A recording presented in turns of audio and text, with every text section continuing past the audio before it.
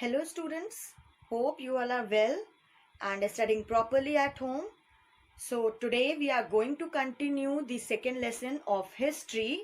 The two parts of this lesson we have already done, and this is the third part. So take out your books and get ready for this video. Fine. So today we are going to study first of all the wars with Mysore. Fine. So Mysore came up as the very strong state in the time of British with the leader Hyder Ali and Tipu Sultan. Fine.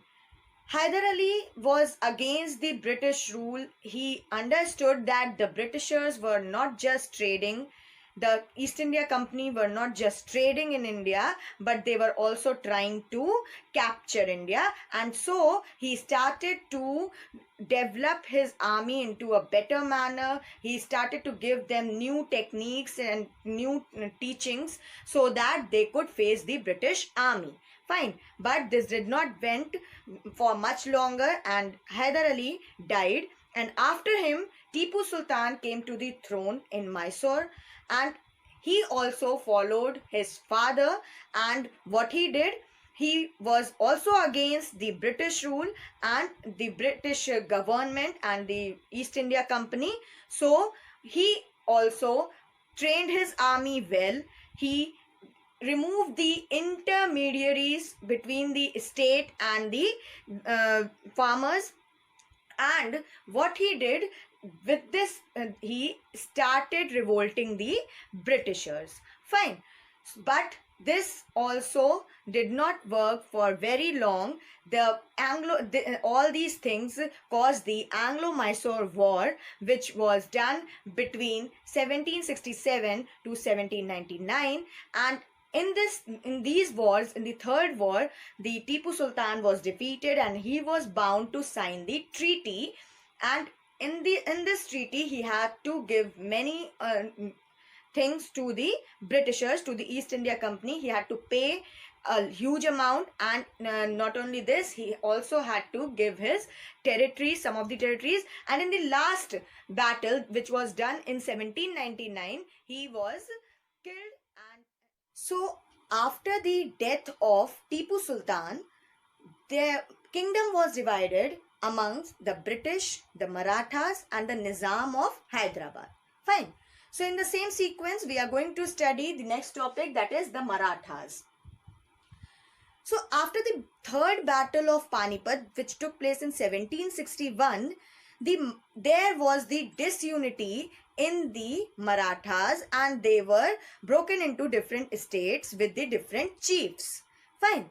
So taking the benefit of their disunity, the British started interfering in their matters. And because of this interference, the Anglo-Maratha wars took place. So there were three Anglo-Maratha wars at that time which took place, and the first one which took place was from 1775 to 1782. Fine. So in the first Anglo-Maratha war, there was no one the winner, no one win the war, no one win the battle, and their battle ended with the treaty. Fine. With this, the first Anglo-Maratha war came to the end. Then in 1802, Peshwa Bajirao II signed the treaty in which he agreed with the subsidiary alliance, but the two states whose chiefs were Bhosles and Scindias, they did not agree to the subsidiary alliance of British. So they refused the treaty, and because of this, the second Anglo-Maratha war took place.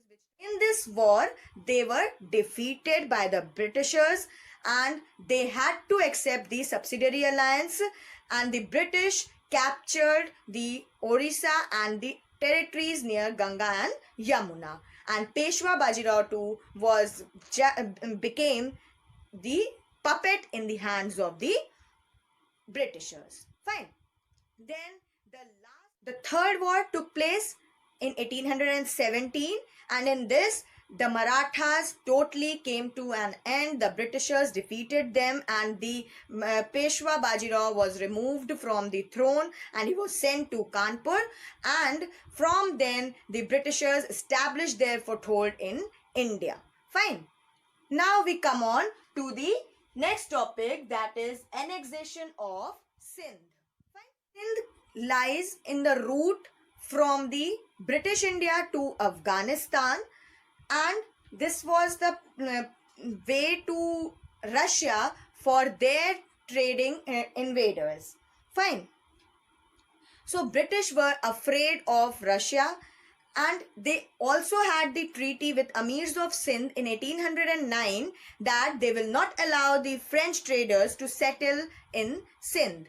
Fine. So the Sindh were following this treaty. Then another treaty was done in 1832 which allowed the British to send their merchants for the trading through Sindh, but they will not send any armed forces or any armed vessels through the Indus River. Fine. But Britishers violated this treaty of 1832, and to fight with Afghanistan, they sent their armies through the Indus River, through Sindh, and because of this, the Sindh also got against them, and then finally the Britishers captured the Sindh in 1843. So in the same sequence, we have annexation of Punjab. So Maharaja Ranjit Singh of Punjab is considered as the last independent ruler of India. Fine. After his death, there was instability in Punjab, and taking the benefit of this instability, the Britishers captured the Punjab slowly, and finally they annexed the Punjab in 1849. Fine. Now next topic is doctrine of lapse.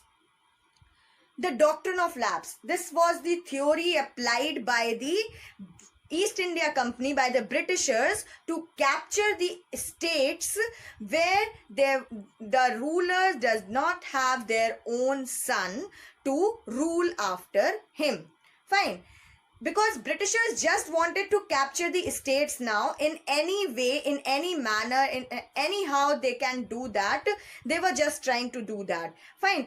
So this policy was brought by Lord Dalhousie, and so Lord Dalhousie brought the policy of doctrine of lapse, under which he said that the ruler, if he did not have the successor of his own, that means he did not have his own son, then his kingdom will automatically go to the British rule or to the East India Company.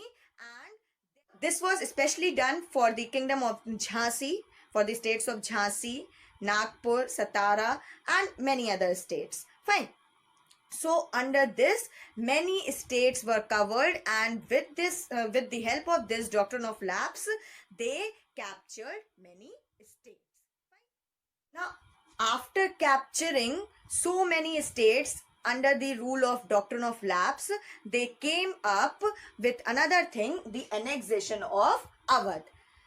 Now, they were not finding any way to capture Awadh. So what they said, that the ruler of Awadh was not able to rule properly, and they started capturing Awadh, which gave form of revolt in the soldiers or the Indian soldiers who were there in the British army.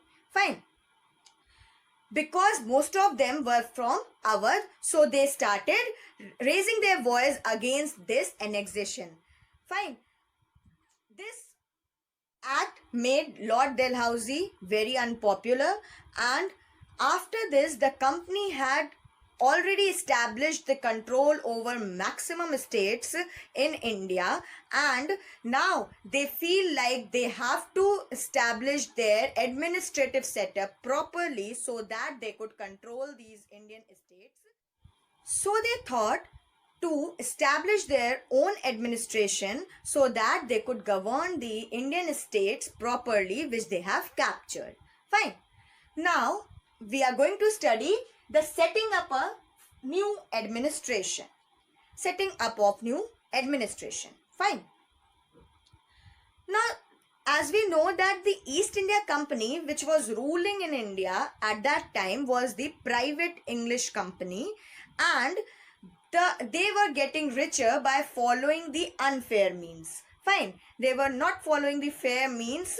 They were capturing the Indian states by following the unfair means and getting richer day by day. Fine. This gave a fear to the Britishers, to the British government.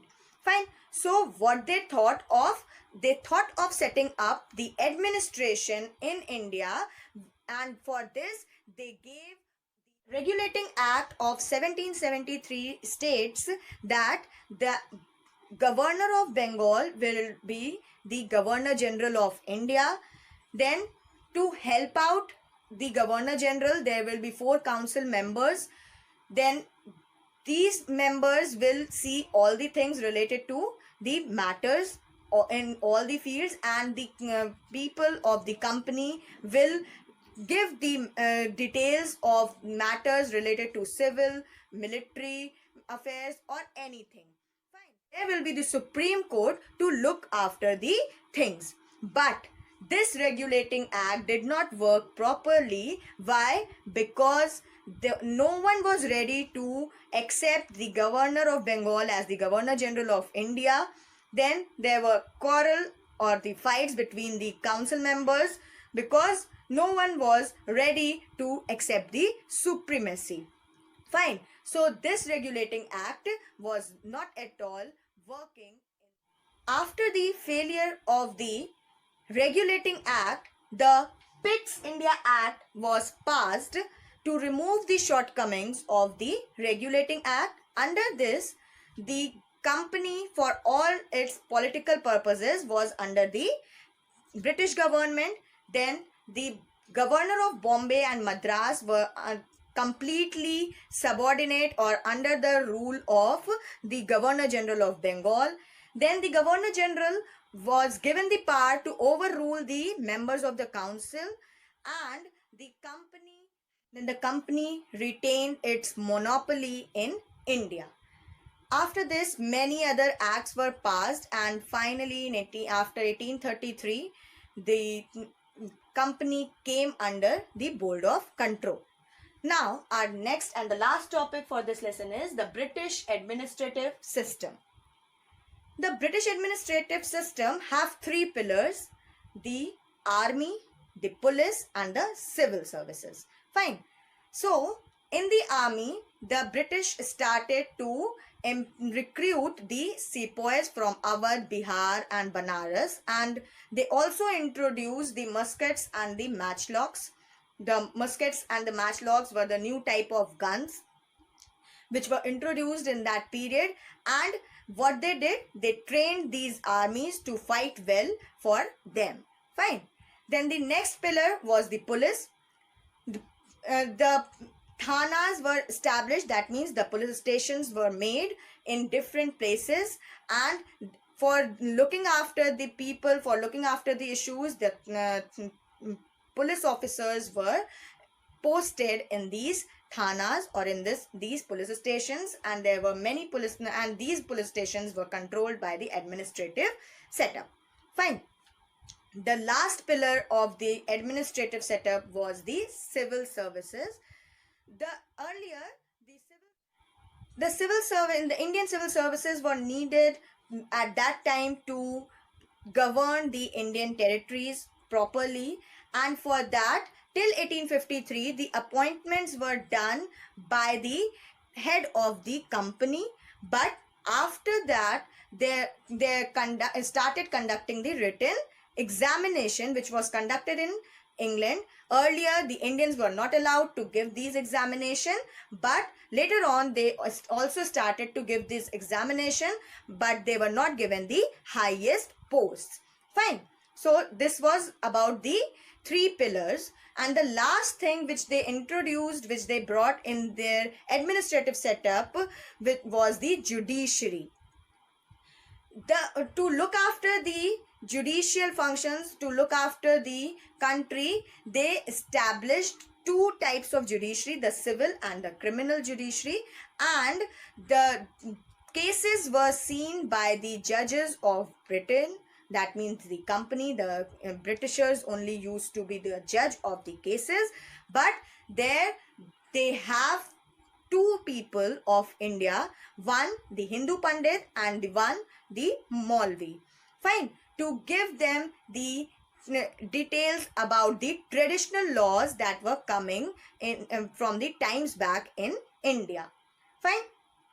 So this was the way they used to do the administration in India. Okay, so this was all for this lesson. Please study properly so that you could score well in your exams.